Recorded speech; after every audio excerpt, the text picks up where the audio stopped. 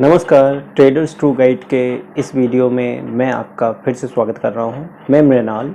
आपको इस नए वीडियो में मैं आपको बताने आया हूं कि बाज़ार की जो गतिविधि है वो कुछ इस प्रकार से हो रही है कि आपने देखा होगा क्या बाज़ार में अचानक से एक गिरावट आ गई। बाज़ार ऊपर की तरफ जा रही थी निफ्टी और उसमें जाते जाते अचानक एक गिरावट दर्ज की गई और यहाँ पर कुछ कॉन्फ्लिक्ट्स के न्यूज़ आए, जैसे क्या इज़राइल और ईरान के बीच कुछ कॉन्फ्लिक्ट्स के न्यूज़ आए और जिसके वजह से बाज़ार को मोड़ दिया गया।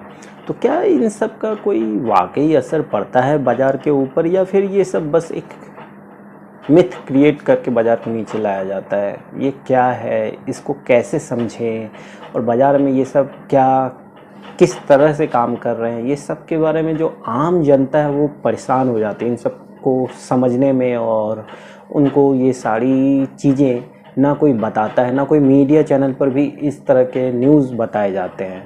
तो मीडिया चैनल को सबसे पहले फॉलो करना बंद करें। मीडिया चैनल आपको कभी भी सही रास्ते पर नहीं ले जाती है। अगर मीडिया चैनल वाले, आप जब भी कोई भी मीडिया चैनल खोलेंगे जो क्या आपको मार्केट की न्यूज़ दे रही है, इंडियन शेयर मार्केट की न्यूज़ दे रही है, आप देखेंगे वो ना आपको 10 प्रकार के कॉल देते हैं। सुबह से जब से वो मार्केट ऑन होता है उस समय से वो 10 प्रकार के कॉल देंगे, तो 10 में से सिर्फ 2 ही उनके कॉल हिट करते हैं जो उनका टारगेट होता है। बाद बाकी वो सारे बीच से ही वो रिवर्स हो जाएंगे, या उनमें आप जैसे ही जाएंगे आप फंस जाएंगे, आपके पैसे भी फंस जाते हैं। तो उनका जो एक तरीका होता है ना, क्या वो यही तरीका है क्या, 10 कॉल दो, 10 में से 2 जो हिट कर जाएंगे उसे वो फिर से दोबारा आपके सामने आकर के बताते हैं, देखिए ये हमने ये कॉल दिया था, उसमें इनको इतना फ़ायदा हो गया, उसमें इन लोगों ने पैसा लगाया उनको इतना फ़ायदा हो गया। तो एक्चुअल में गेम ऐसे ही होता है, क्या वो 10 देंगे, 10 में से 2 हिट करेगा, और जो 2 हिट करता है उसी के बारे में वो बताते हैं, लेकिन जो 8 जिसमें और लोगों ने पैसे गंवाए हैं उसके बारे में वो कभी कोई बात नहीं करते हैं।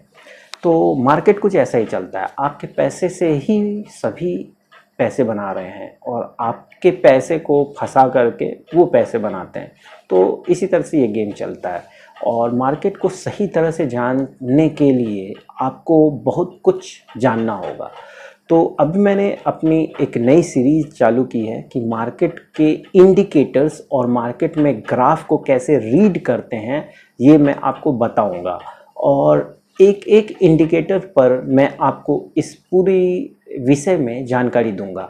तो इस पूरे विषय में क्या है ऐसा जो क्या आपको जानना ज़्यादा ज़रूरी है, और इस तरह के मार्केट में कैसे चला जाए, और बाज़ार में अभी जो मार्केट में एक बुल रन आने वाला है उसके बारे में भी आपको जानकारी होनी चाहिए। मैंने पहले भी अपने वीडियो में बताया है कि बुल रन आ रही है और बुल रन एक्चुअल में अभी चल रही है। तो अभी जो फॉल आया है ये एक फॉल दिखाया जा रहा है, ये एक करेक्शन है, और ये करेक्शन आपका ज़्यादा दिन नहीं चलने वाला है।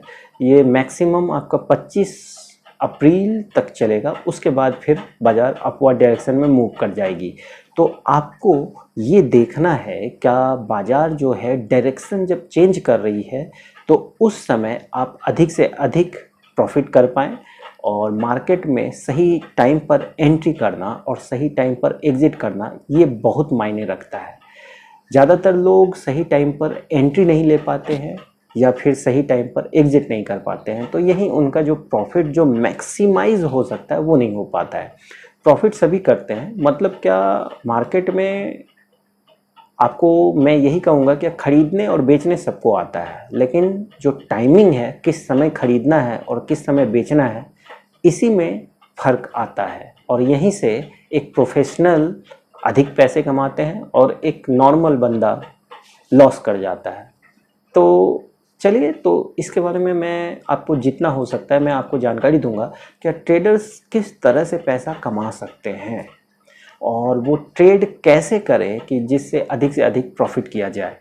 तो हम लोग अभी एक पैटर्न में चलेंगे जिसमें सबसे पहले मैं आपको बताऊंगा कि बॉलिंगर बैंड क्या होता है और बॉलिंगर बैंड में आपको कैसे देखना चाहिए। फिर बॉलिंगर बैंड के बाद हम चलेंगे मूविंग एवरेज के तरफ। मूविंग एवरेज में क्या होता है, क्या मूविंग एवरेज किस तरह से बिहेव करती है, कितने प्रकार के मूविंग एवरेज होते हैं, मूविंग एवरेज से हमें क्या क्या सीखने को मिल सकता है, ये सब जानेंगे। उसके बाद फिर हम आगे केल्टनर चैनल के बारे में भी जानेंगे। केल्टनर चैनल क्या होता है, केल्टनर चैनल, ये सारे इंडिकेटर्स कैसे काम करते हैं, इनका क्या मतलब है, और ये सारे इंडिकेटर्स क्यों दिए जाते हैं मार्केट में, जो ग्राफ होता है उनमें क्यों दिए गए हैं, और इनका यूज़ क्या है, इनके बारे में आपको जानने के बाद ही समझ में आएगा कि इनका यूज़ कैसे हो सकता है। और एक और बहुत ही इम्पॉर्टेंट चीज़ है, वो है, आपको मैं बताना चाह रहा हूँ, जो क्या बहुत इंपॉर्टेंट होती है, जिसके बारे में सभी कंफ्यूज करते हैं, मैक्सिमम लोग कंफ्यूज करते हैं, वो सबसे बड़ी चीज़ है टाइम फ्रेम। कौन सा टाइम फ्रेम को पकड़ा जाए जिसके बाद आप अधिक से अधिक प्रॉफिट कर पाएंगे और प्रॉफिट में मैक्सिमाइज तक अपने प्रॉफिट को ले पाएंगे, मतलब मैक्सिमम जा पाए आपका प्रॉफिट। तो इन सब के बारे में जानेंगे, टाइम फ्रेम कैसे बिहेव करता है, टाइम फ्रेम में कौन सा टाइम फ्रेम यूज़ करना चाहिए हमें, क्या ऑप्शन ट्रेडर्स के लिए कौन कौन सा टाइम फ्रेम ज़्यादा सटीक है, लॉन्ग टर्म वालों के लिए कौन सा टाइम फ्रेम ज़्यादा सटीक होगा, इन सब के बारे में हम जानेंगे। फिर उसके बाद हम चलेंगे इसके आगे, फिर हम बात करेंगे सुपर ट्रेंड लाइन की। सुपर ट्रेंड लाइन क्या होता है, सुपर ट्रेंड लाइन कैसे बिहेव करता है, सुपर ट्रेंड लाइन को कैसे समझना चाहिए, सुपर ट्रेंड लाइन से हमें क्या क्या जानकारी मिल सकती है, इन सब के बारे में हम।